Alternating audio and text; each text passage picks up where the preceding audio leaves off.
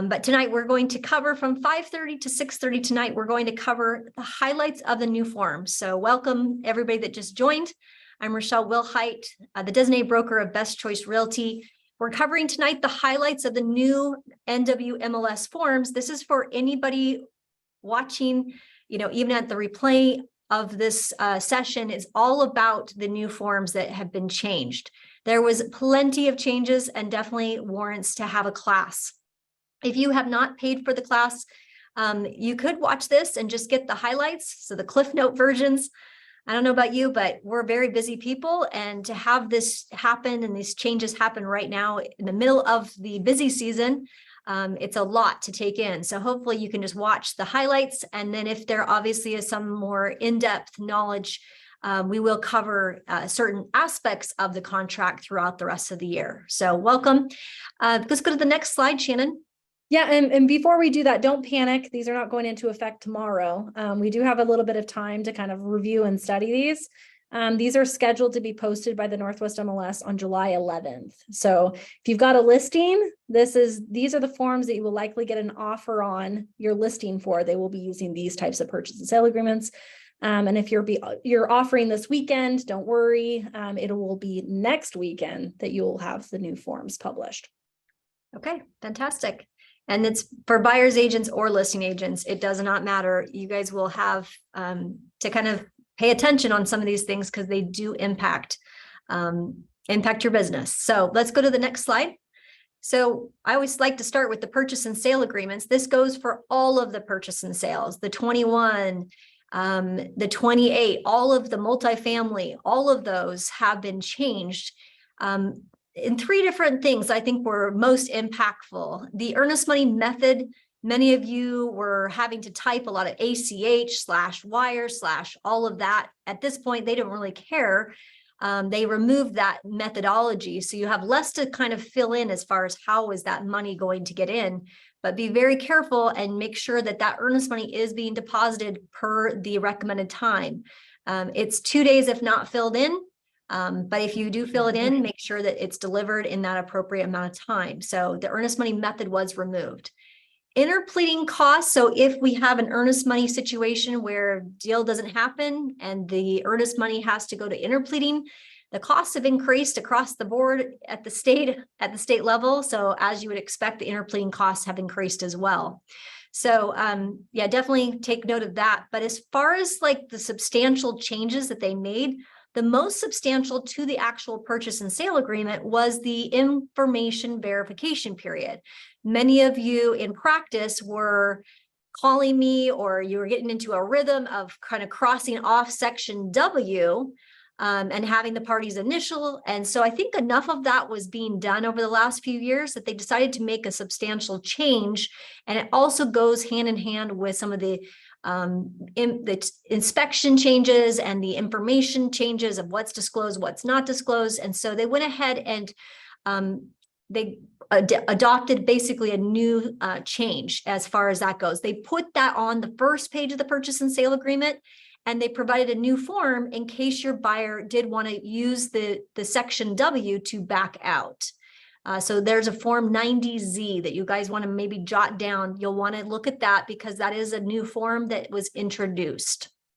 So information verification, as you guys know, we've always operated with, Form 17 is separate from the contract, but the Form 17 does have a period of time that's referenced in the purchase and sale agreement that we have to be aware of as a listing agent and as a buyer's agent.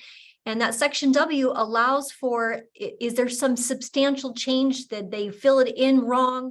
Are there those types of situations that are occurring and they did not have a way to back out?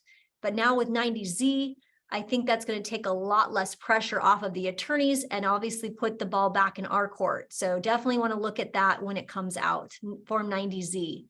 As a reminder, on the left side of the slide here, Shannon wanted me to remind all of you that one thing that did not change, which I think is pretty critical to Washington state law, is how we compute for time. That has not changed. So if we're dealing with something 5 days or less, no weekends or holidays are counted. Any term in the contract that's 6+ days or more does include the weekends or holidays. However, that last day, that say 6th day, it cannot land on a weekend or a holiday. So that comes, so like say we have the 4th of July is tomorrow. That would, if that 6th day landed tomorrow, it actually would land on Wednesday this week. So just a quick reminder on that, the computation of time is still the same computation of time. That has not changed. That will give you comfort before we start jumping into some of the other changes throughout the contract. Let's go to the next slide. So here is the actual purchase and sale agreement. I don't believe the Northwest MLS even shared this. There was so much, to cover in their class. But I think it's very important that you see, the included items, they've included dryers, washers, all of that. They've made it plural in case there was, a kind of a mother-in-law unit, or there's something in the garage. So you may have to amend that if there is, if they're keeping the refrigerators or the washer, or the dryer, that kind of thing. You might make sure that that's clear for the parties.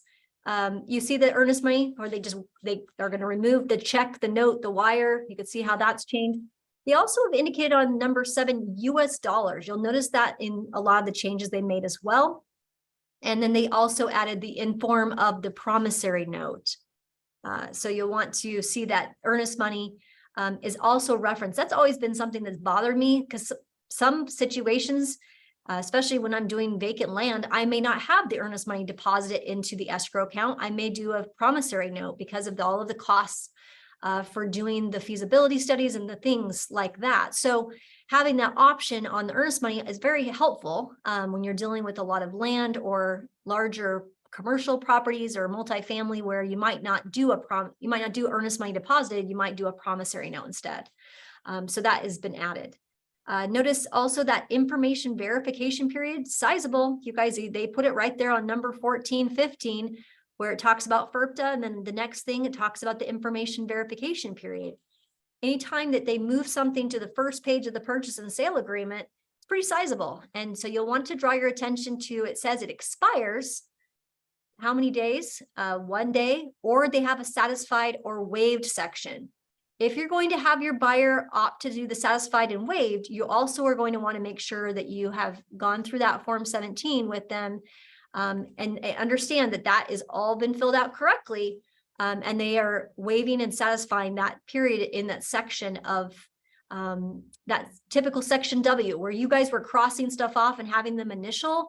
Essentially, we're going to stop doing that, and we're going to indicate on the first page on the term 15, you're going to check the box satisfied and waived instead of having cross outs and initials all throughout your document. So they made it very clear on that timing. And then they also allowed, if it's not filled in, it's 10 days on that section 15, which is what we were used to before, but they brought it right to the first page. So let's go to let's go to the next slide, Shannon. Yeah, and before we do this, I think this is worth a mention too, because we still are seeing this a lot on the purchase and sale agreements from even the last revision that we've done. But we're seeing a lot of people missing this pay as offered on term. It used to be term 16. It will now be the term 17.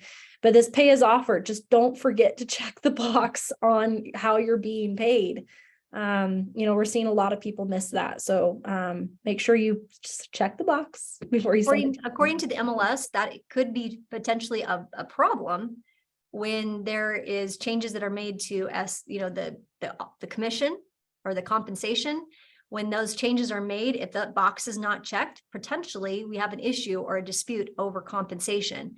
And so if that box is checked, then there is the MLS does, I hate to use the word guarantee, but they do have a protocol for things like that. If that box is checked, if that box is not checked, you run into a discrepancy or an issue or a dispute. Don't put me into a battle without armor. I mean, let's make sure we check those boxes. Okay, you guys, that's a great point, Shannon. Thank you for reminding me about that.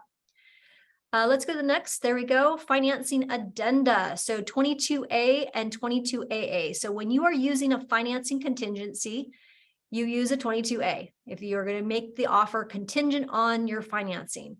There were some changes for that.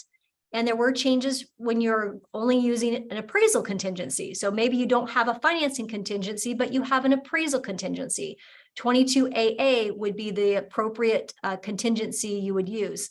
For those of you who are new to the business, you don't use 22A and 22AA. You don't do that together. They're meant to be used for separate situations. So if you want your offer contingent on finance, which includes the appraisal contingency, 22A is what you use. If you want your offer only contingent on the appraisal, not contingent in case they lose their job or they have something that happens to them that's unforeseen, then appraisal contingency only is the option that you might want to go with. That has helped us win some deals, just having a knowledge of what's the difference between 22A and 22AA. You don't use them in conjunction or together. The 22AA is basically built into 22A. So hopefully that's clear for all of you on a quick little reminder.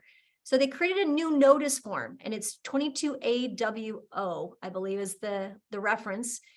It's used, we actually use, I've had to use or help you guys a lot with this over the years. And so I'm actually very excited about this because there's less need to provide a Form 34 to give you proper language when you get into a situation. And this happens a lot where the appraiser calls out, price came in fine. So we're good on that, but we can't keep the deal together because they called out the roof, or they called out this electrical panel, or they called out some sort of work orders that are going to require the seller to do something in order for the loan to be in process, or to be, to be approved by the appraiser and the underwriter and the whole 9 yards. So what they decided to do here is just to create a notice form. 22AWO works kind of like the same thing that we give notice when the price doesn't come in at the value. It works kind of the same way, where you're going to provide a notice. I'll help you if it's your first time doing it. Instead of having a Form 34, we would essentially just introduce the 22AWO in the midst of that negotiation that allows for less creativity. And it does put the sellers on notice that they will have to provide those work order completions, those 442s that we do a lot with the appraisers, where the appraiser has to come back out and they have to go and do something. Again, this new notice form addresses that situation into the contract.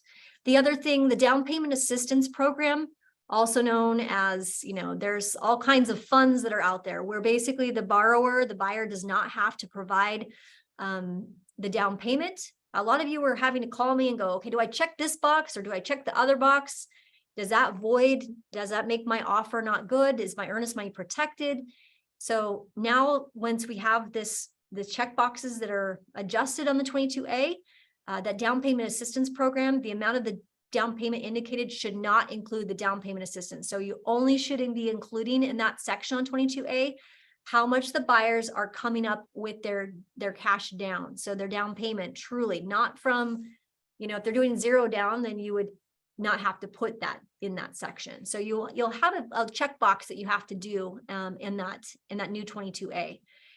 Just a quick note, you can still not use a 22A and not use a 22AA. And if you're up against a cash offer, you may want to just think about using a 22EF, not making it contingent on financing, not make it contingent on appraisal. That is a risk. You can talk with your client about the risks, but you still can disclose a 22EF, disclose that your funds, where your funds are coming from, and that you're relying on down payment assistance. But the difference is that your earnest money, by using a 22EF, your earnest money is non-refundable. You would lose your earnest money if you're unable to get those funds at that period of time. So be very careful when using 22EF, but that still has not changed. You still can do a financed, the funds are going to be financed essentially, or hard money. Use a 22EF and not use 22A or 22AA. Just make sure your client's aware of what the risks and the benefits would be in all 3 of those incidents. Let's go to the next slide. Yeah, and I think it's important just being in close communication with your lender. When you've got a down payment assistance program, you're going to want to make sure you ask questions. How much is it down? How much are they bringing in versus how much, the program is actually giving them as a gift, and kind of work from them in that way. So just make sure you ask questions. I know I bring this up because I just had a buyer myself that is using down payment assistance program.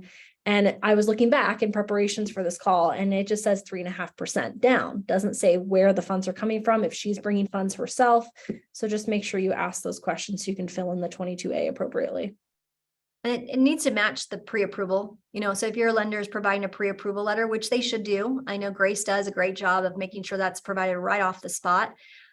Just make sure that that matches your pre-approval letter, matches your 22A, and then you won't run into problems down the line of your earnest money becoming non-refundable or waiving, that type of thing. We want to make sure that if you are using a 22A, that you do have those protections. Okay. There's a sample of the notice of appraisal work order. I thought I'd throw it up on the screen so you could see. Pursuant to 5D of the financing addendum, the buyer gives notice that the appraised value is conditioned on the completion of the work orders prior to closing. So again, we have separate issues, right? We have inspection, which we sometimes we don't know, and then we have an appraisal that will certainly call out certain things that on the appraisal. And so this at least provides a proper notice according to the contract to get those things handled. So you have to include a copy of the appraisal work order though. So you will need to include that, just like you do. Like if the appraisal did not come in at value, you would have to include a copy of the appraisal along with the notice when that happens. So it works the same way. A massive change here. So I'm going to step right into it. When I saw this change, I was like, dang it.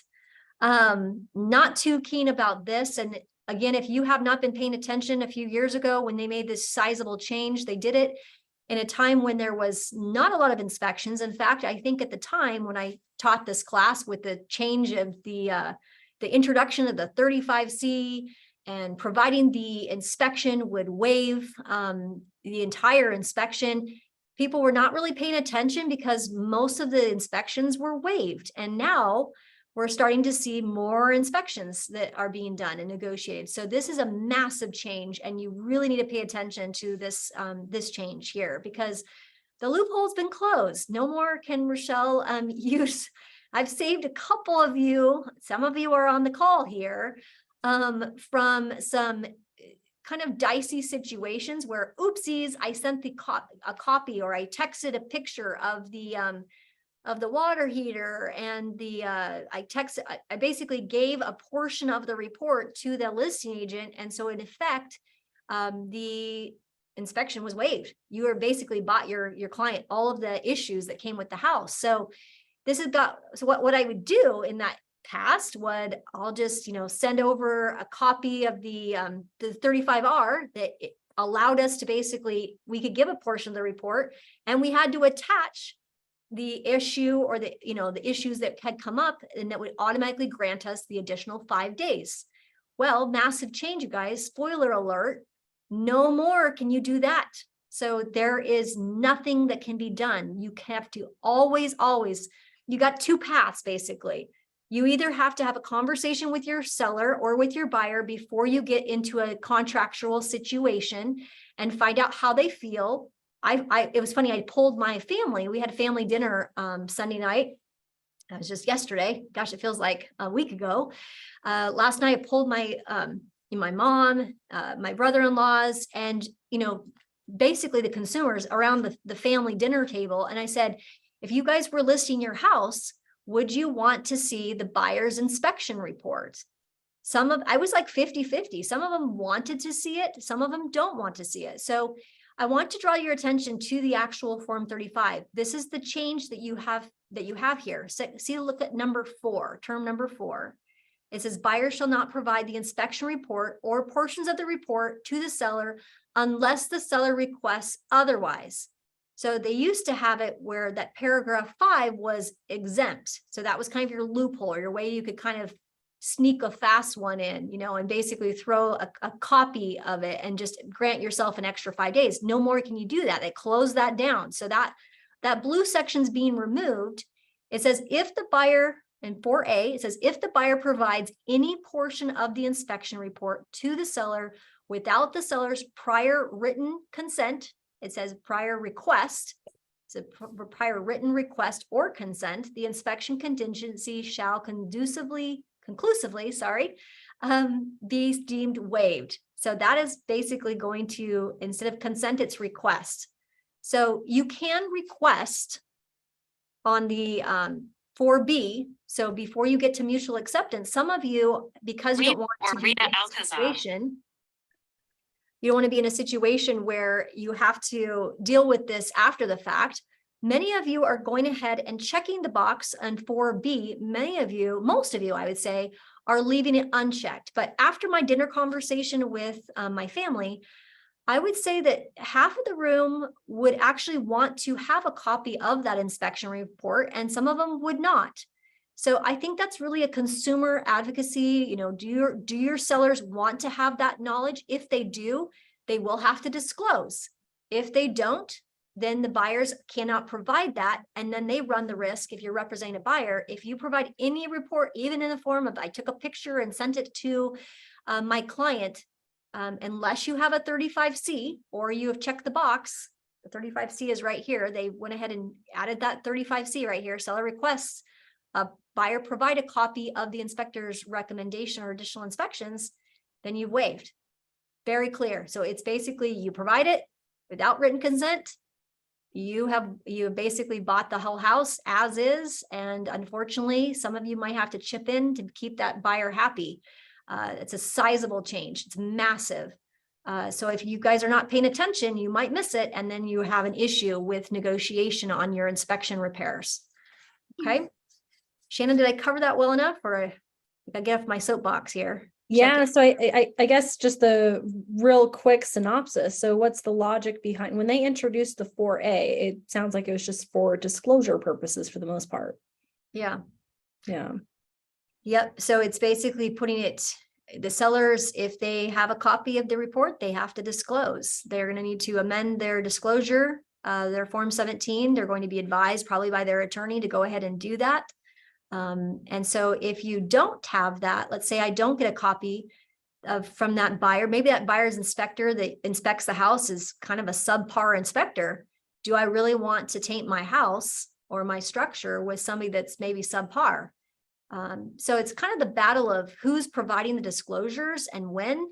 And that conversation, I would say you probably want to have that conversation not only with your sellers, maybe when you're taking a listing, deciding whether I do a seller procured inspection, and I basically provide that as a disclosure to future buyers. And alternatively, probably want to have the conversation with the buyers on, you know, when we negotiate, do we want to give the sellers that portion of the report? And we can do that essentially when we write our 35 and we write our offer, we can check the box now, or we can wait and use the 35C after we get, you know, the results of the inspection. So I kind of have to know ahead of time how you want me to negotiate this, Mr. Buyer or Mr. or Mrs. Seller. That's kind of the idea here behind the 35 and the 35C and the changes that are really made to deal with or handle disclosure law. Okay. 35R. So you thought, oh, maybe I got that option. No, they changed 35R. They had a note where it said you had to provide. Now they're basically introducing, it has to be in written request.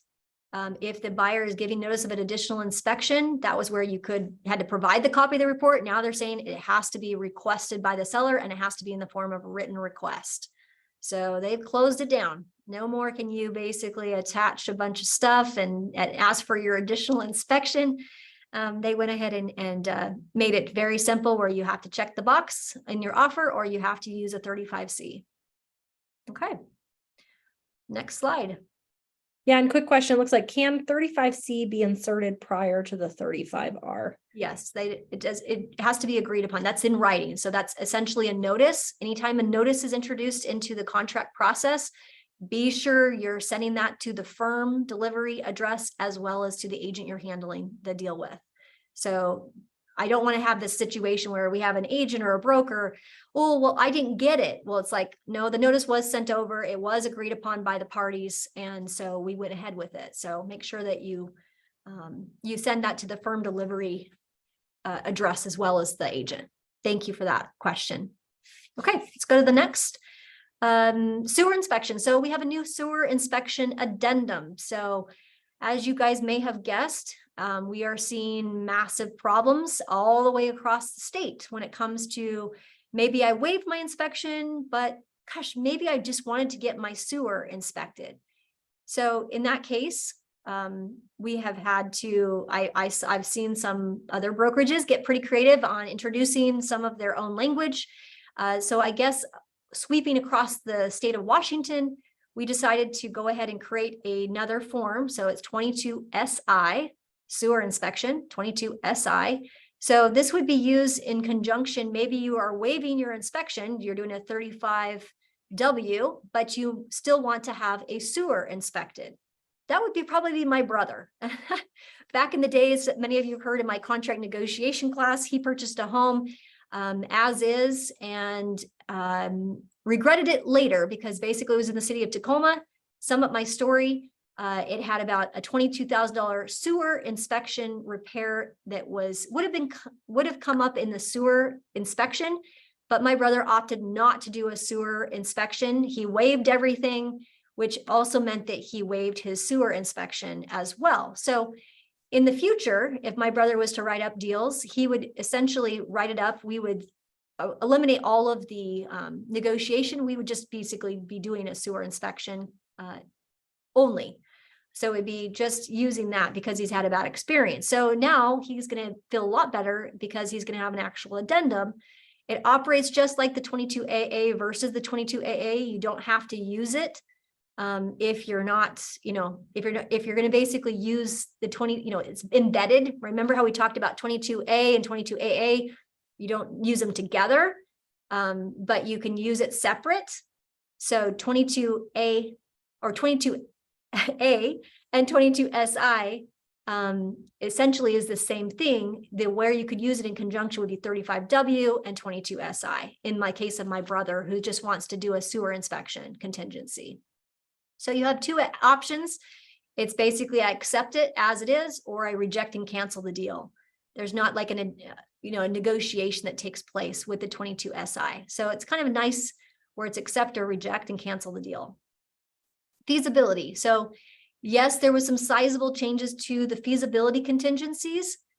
Just a quick reminder, there are two contingencies for feasibility that you can use in the state of Washington. There is the 35F, which is what we have here on the screen. And then I'll show you the other one, the 22LA. I had a lot of people out in the outlying areas, people that do a lot of land or they do a lot of development, or they have those types of situations where it's a tear down and maybe they're not using the 35 or the 35W, but they do want to make sure that they can tear down the house or remove the manufactured home, or they can do a lot line adjustment, or they have these different parameters that they put on the deal. They're just a quick reference. You have two options. You have the 35F, which has a pretty general, I would say, feasibility that allows for you. And it was also very, very short. It was only 10 days in the past. They went ahead and made the default 20 days. I think that's the most important part. But they also provided some due diligence, kind of some property can be platted, developed, built on. So they've added some language to kind of beef it up a little bit. But you may want to, if you're having a pretty substantial conversation with your buyer about who pays for what or who negotiates, and it's got a lot more to it, you may opt to not use the 35F, but instead use the 22LA, which I'll show you here in a minute, that has a bit more of a discussion about who pays for what, and obviously a lot more to consider when it comes to the type of property you're dealing with. But I do like the changes they made, and I definitely like that they've updated it from 10 days to 20. I was having to negotiate not only with buyers, but with sellers, trying to help them understand that it takes a lot more time to get a feasibility done, or to have them check with the city or the county or the pertinent respective utility companies if they're doing these types of checks. So I do like that they've extended that out so that sets the right tone or the right expectation for negotiation. Let's go to the next slide. So here's I didn't even want to draw your attention to all of, there was a substantial amount of changes that were made to the 22LA. This is just one of 4 pages that was changed. All of the blue were the changes or the additions. So they also updated the feasibility study to be 20 days, but as you can see, it's 4 pages rather than just 1. So when you're dealing with somebody who has a lot of questions about timber or water quality or the quantity or who does what, in this case, if you're dealing with something that has a massive amount of acreage, not a simple, just a lot, you may want to go ahead and use a 22LA because it has talks about the crops or the land lease review. If there are any parts that, like maybe they have farming or timber, you're going to probably want to check that crops or land lease review. If there's leases that will have to kind of go along with the property that have to be reviewed, there's a contingency. There's also a contingency for an attorney to review within the 22 LA. So some of you that have homeowners associations that are tied, and there's a lot of movement, I would say, in the last couple of years out into the outlying areas, which also is interesting because of the attorneys that get involved or the people that move out into those areas.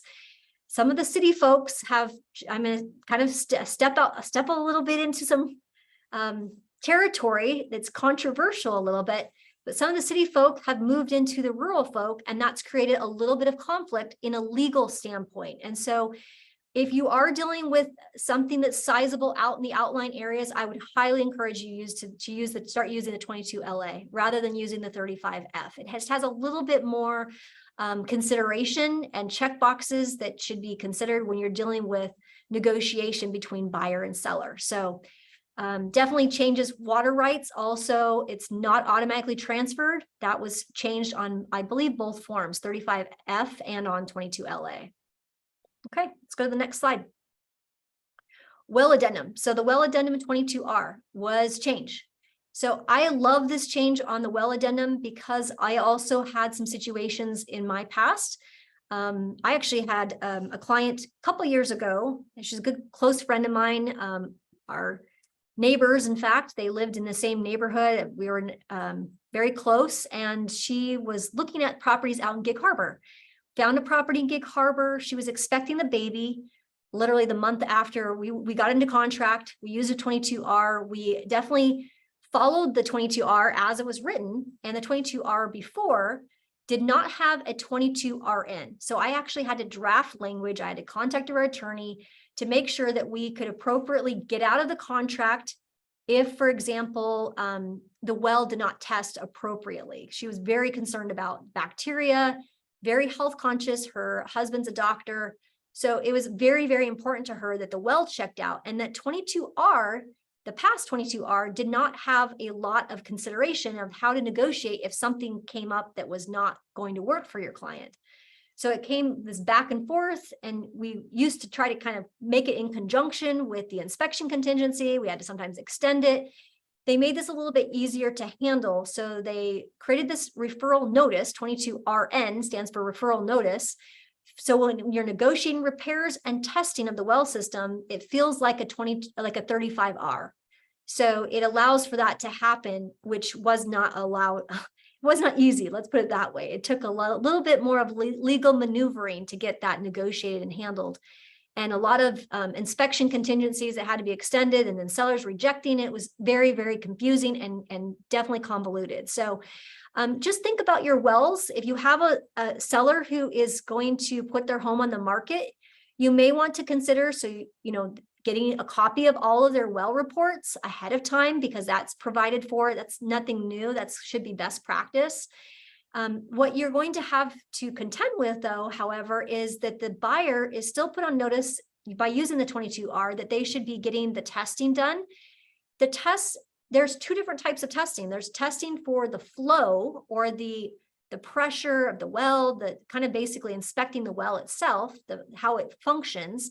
And then there's like kind of like the example I use with my client, where the bacteria is also important. So as a listing agent, you may have to provide some kind of information if they've ever had it tested in the past. We backed it out of the well, the house with the well in Gig Harbor, because it actually had massive amounts of bacteria that was very concerning. And my client freaked out and wanted to go find another property, as you would expect from somebody who's going to have a birth in the month. And they also was very concerned about health. And the seller was not willing to fix or remedy. They didn't think there was a problem. So we were able to get out of the deal, but we did the testing, and we had to kind of follow right along with the inspection contingency. So just realize that there's a lot that goes on with wells. If you have never dealt with a well, we actually have people that specialize in that within our group. You can certainly post on our resource website. We had a few people that have dealt with wells inspections, well contingencies, and we have experience in handling these types of things. I just love that we have the 22RN that we can deal with. And there's a lot of people north of Bellingham, outlying here, southwest of Washington, that cared a lot about this, and they wanted this this addendum. I was one of the people that said we need to have a way to negotiate these things. Okay, next slide. And before we do that, we had a question about the 22 LA, so I'm hoping you can kind of swing back. I know we're getting lots of questions Okay. coming to me privately, but that's okay. So on the 22 LA, the question is, does it have any sort of endorsements by seller? Seems like it serves the buyer. And I believe you can pull it up in a minute. Let's get through. Yes, 12. We see how it says buyer. The checkbox is right on V and W and V and I. It's if the buyer or the seller. That's the difference. We almost need to pull up number 2, page 2 of that, so you can see what that is. But the water quantity test, 4-hour drawdown test, or other tests selected by the buyer showing a sustained flow of whatever, which buyer agrees. You put the date in there, when it needs to be done, but that checkbox is buyer or seller. That's what that means. So you do have to know how to fill out this 22 LA appropriately so that the buyer does it or the seller is responsible for that. But that's the difference between the 22 LA versus the 35F, is that there is a bit more negotiation that takes place on this addenda. Perfect. Thank you, Rochelle. Okay. All right, so let's go into the home sale contingency. Oh, if it wasn't good yet with changes, get ready. Home sale contingencies, they're on the rise. So yay. I actually, unlike the 35, which I'm a little still stung about, I actually am super, super good with the changes they made to the home sale contingency. I think they're very modern. I think that they're relative. It's a little bit more real of what we actually do. But my goodness, if you have not done a home sale contingency in a while, you're going to want to call me. And if you can't reach me, you're going to probably want to call Candace, or you're going to want to call Shannon, somebody who's done a lot of negotiation when it comes to the home sale contingency. You're going to want to definitely understand 22B. We're going to go through 22B tonight. But I like that you can basically negotiate the time to get it on the market. Right now, that's always been fixed, and it's always been something that I struggled with, because my goodness, if I'm trying to negotiate something, my buyer that's basically introducing a 22B, they may not need it more than just 5 days to get their home on the market. I mean, we need the photographer, just alone, just to get the photography done takes about 5 days. So that's always been a frustration that I think I've heard from a lot of you. So for them to introduce that into the 22B, I think is very relevant, that not only have the forms committee heard that, but they've also heard from a lot of the designated brokers who actually have to end up trying to amend that section of the contract, which they don't advise us doing. So they allowed us now to negotiate on 22B, term 1, allowed to negotiate that 5-day period of time. So maybe it takes 14 days, maybe it takes 20 days, maybe it takes some time to get the home on the market. They've now allowed us to negotiate that on 22B. Now, before I jump into 22B, this home sale contingency thing, this 22B, I don't want you to be confused. If the home that the client is selling is already under contract, they've already got a contract and they've started the buying process, no, don't use a 22B. You'll want to use a 22Q. If it's already under contract, you're using the wrong form. So out the gate, I want to not make you confused. They didn't change that. You still have 22Q. 22B is what was changed. There's a lot of changes that were made to all of the notices, the form numbers, and the things like that of what's introduced to also coincide with some of the changes they made to 22A as well. And so just be careful that you're not mixing up the two concepts, that if the buyer that you're working with has already got their house under contract, meaning they have already found a buyer, you're going to use a 22Q rather than a 22B. Okay, make sure that that's clear. They tighten the time frame for when the buyers receive an offer. So sellers notice they had it's like you have to get prior written consent, or make sure that the seller is aware of it. If it was between shorter than a close date of 30 days or after 60 days, they kind of shortened that window because they realized that 45 days is appropriate. So they did tighten that. That was a sizable change they made to the 22B as well. Both of those two things are very important. And then they literally said this, and I would take a picture right now if you're watching this live. Go ahead and take a picture of all of the contingent form notices that you'll need to draw your attention to if you are going to be dealing with a home sale contingent buyer, or if you're going to be countering and say you have a seller who has a luxury home or maybe a second home, or they have a home that most likely you're going to get, hey, you might get an offer this weekend, you guys, coming up, and it's contingent on the sale of the other home. So you're going to want to make sure that you know the 90K, the 90L, the 39, the 39N, the 44, and the 46. Just go ahead and take a picture, because you're going to want to get very, very well versed in how you introduce these forms and when you introduce them.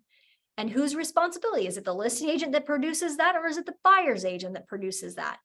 It's kind of clear, but you have to go through it one by one. And the best way to learn it, unfortunately, I would say would be when you actually have it in practice. If you're just learning off the screen, most of you are not visual learners. I wish you were, but most of you learn by doing, by practice. So I don't want you to practice if this is your first time ever negotiating a home sale contingency. Definitely loop us in, especially go in and look and read. There will be there's a manual on every single one of these.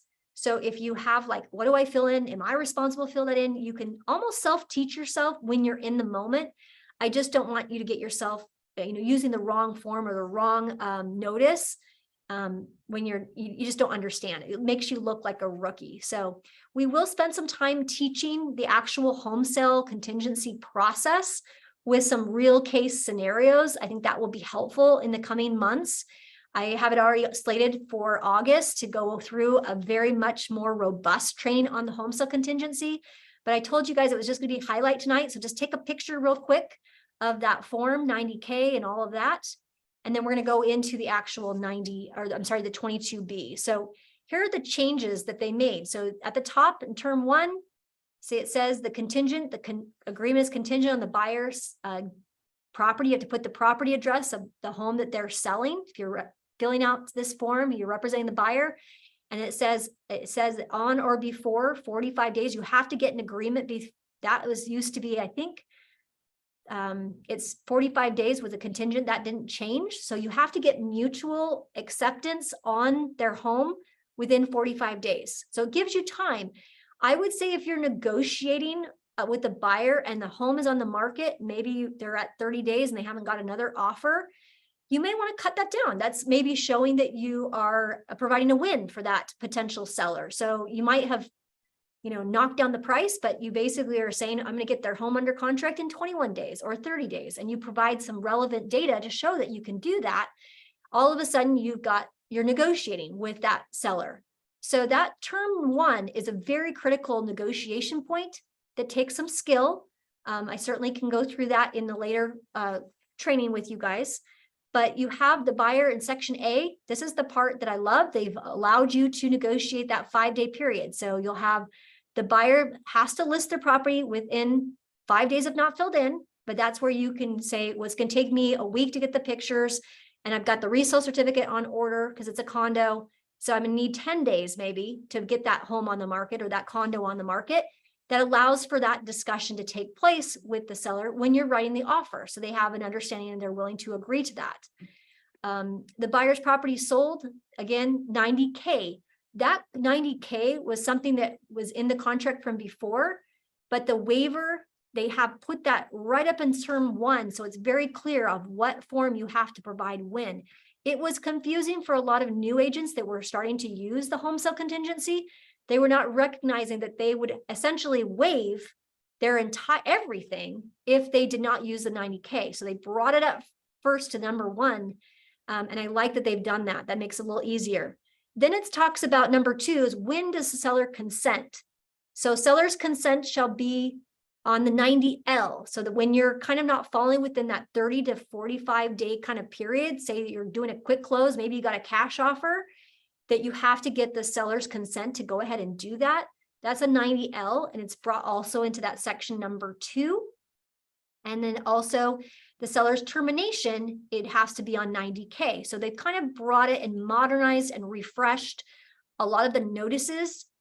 So when you're working with a seller or with a buyer, and a lot of you do both, you guys are working with listings now. Many of you are really good listing agents, but you have not spent the time in really educating yourself about how to use the 22B when you're representing and helping that buyer now buy a property and it's contingent on the sale.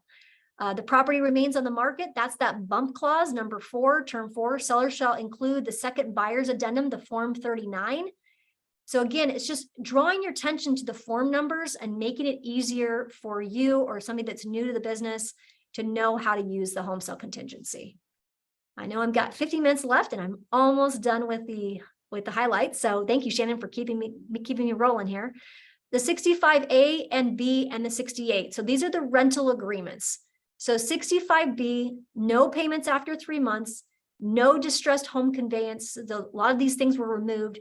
It cannot be used without a real estate agent. So that's a very important point that keeps us all very relevant in making sure that if we are using 65A and B, it has to be because it's part of a real estate transaction.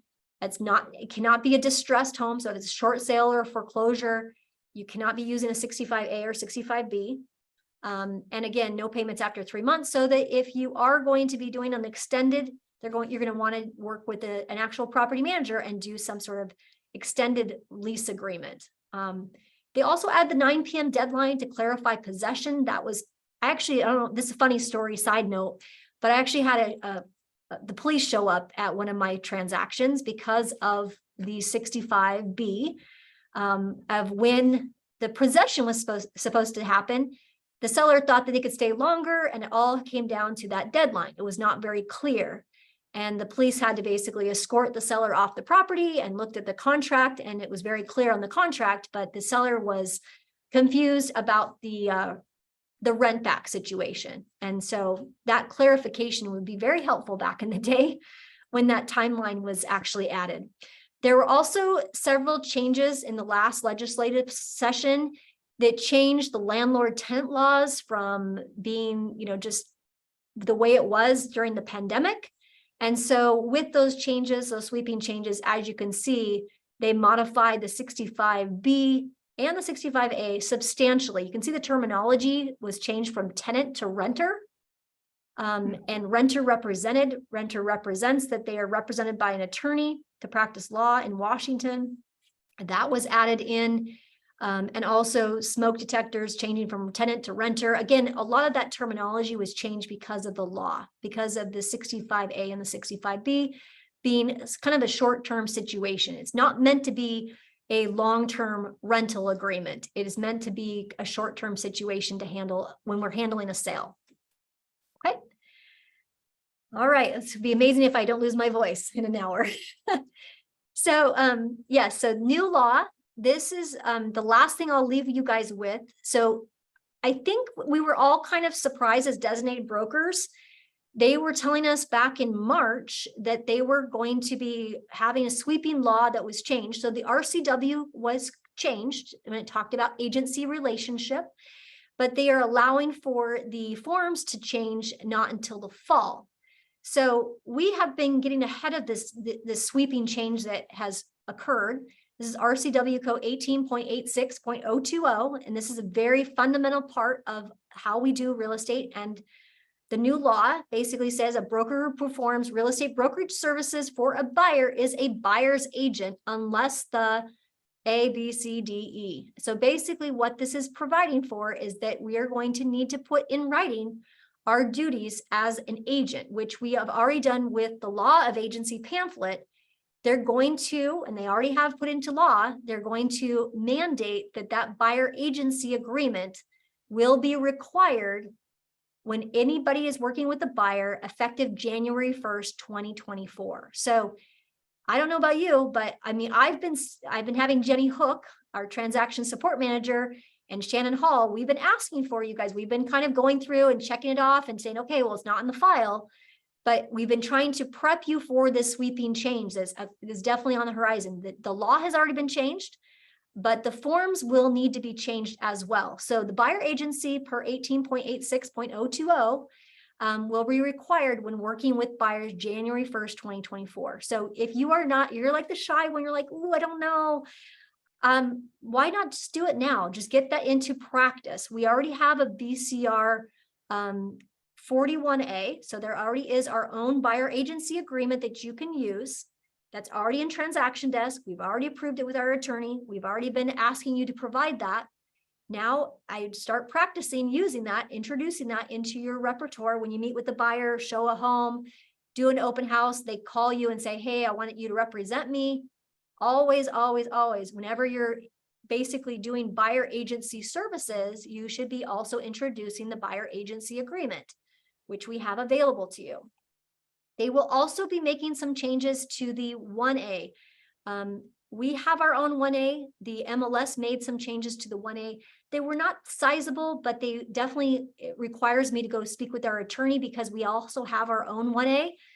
I wouldn't worry about the changes. If you've taken the class with the Northwest MLS, I wouldn't worry about using their 1A. Our changes that we already made to our BCR 1A have already been vetted by our attorney. And at the end of the day, our attorney is the one that would enforce the 1A if there was any conflict in how we are being compensated for services we've rendered.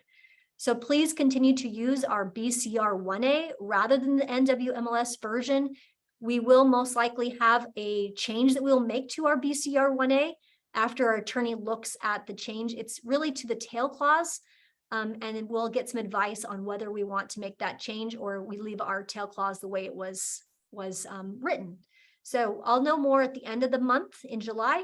And then in August, we will have a class on that as well, so that you guys are well versed in how to use that BCR 1A. So don't use the NWMLS version, use BCR 1A. We've already approved that with our attorney.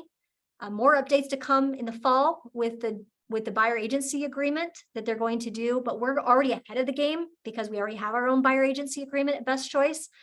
And then the law of agency agreement will be called the pamphlet on the brokerage relationship, and it will be updated. So there will be some more information that will come, I would say, in the fall as they introduce that Senate bill that's in the House right now. Okay. Yeah, and I think just before we let you guys go, I mean, my comment and my thoughts on this especially is I work with a lot of new agents that join our company and they're all being trained. I mean, even when they're coming from other brokerages, new agents are being trained to use buyer agency agreement across the board.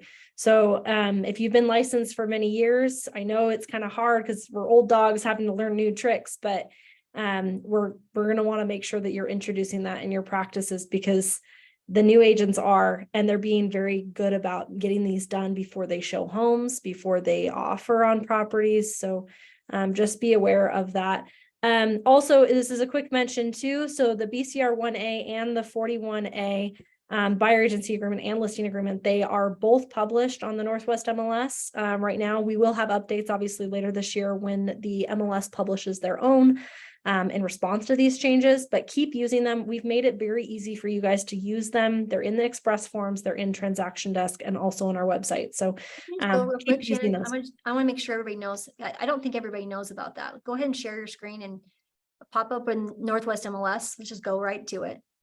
Yeah, here, 1 second, let me pull it up. Because it's not difficult, but it's like, oh, where is it? How do I find it? It's always when you're in a pinch. So we might as well show you where to go and get those two things, the BCR 1A and the BCR 41A. Both of them are in our resource website, so you can download them from there. But if you're in Northwest MLS already, if you go into Express Forms. Yeah, so I'll show you the first way. Transaction Desk, obviously, you guys will see when you're pulling over a listing from, from Matrix, or if you're pulling something over from Realix. But if you're just like on the go, I need this quickly. Express Forms is right here, and you can type in 41A, and then you'll see where literally us and one other office are the only ones that have one. So there's our BCR 41A. It looks like this. And that's on there. And then same thing if you needed to look for the 1A as well. Pops right up. There's BCR 1A as well. And you can fill it in and use what you need as well here. All right. Cool. So I think that was the other thing. And then also I got a question that was talking about the law of agency pamphlets. Yes. So Washington is actually probably, I think Rochelle, you shared this article several months ago as well. They did a consumer report to see how our law of agency pamphlets kind of stacks against the rest of the United States. not so good. So this is basically a good change that, our lawmakers were putting in place to update and improve it and make it better for the consumer to be able to read and absorb. That Senate bill, that number that I posted, the text is actually live. So if you wanted to take a look at it and take a peek before January, it is posted online on that Senate bill that you're welcome to look at. And it's obviously the name is changing. So that'll be fun. Awesome. Any other? I'm impressed we got through the content in an hour, Shannon. I know it's a lot. Just the ones that we sat in with the NWMLS. So hopefully you guys find this helpful. It's been interesting, right? You hear the attorneys talk about it and they didn't even share the forms. So you didn't even know what you were looking at and how this is actually going to impact you. So I know that I talked with a couple agents today and they're like, gosh, I wish I had that 22B today. To get their listing or, their offer signed around. So I know that a lot of these changes will be good. Okay. Well, good. We probably just need some time to regurgitate everything and see it and use it. And yeah. Yeah. And Stephanie, I'm with you. Does your brain go numb just a little bit? So thankfully we have recorded this as well. So we'll send out the recording. If you need to rewatch this, we will send this out to you guys. But then, other than that, good luck. I suppose we've got some time, right? Don't forget, we've got time. This doesn't get published until July 11th. And if you have questions, even afterwards, you're welcome to call Rochelle, Candace, me, any of us are welcome to take your phone call about the new forms, even Jenny Hook as well. I know she's getting briefed on them as well. So good luck out there this week. Happy 4th of July. Remember, tomorrow is a holiday. So if you've got earnest money that's being due, deposited, inspections that are due, deposited, remember tomorrow is a holiday. So make sure you remember it'll be the next day after when those banking means that you won't get paid till the next day. So that too, we got banking holidays to deal with. It's kind of a funky week. So good luck this week, you guys. And thank you, Rochelle, obviously for the time. okay, we'll see you guys next Monday.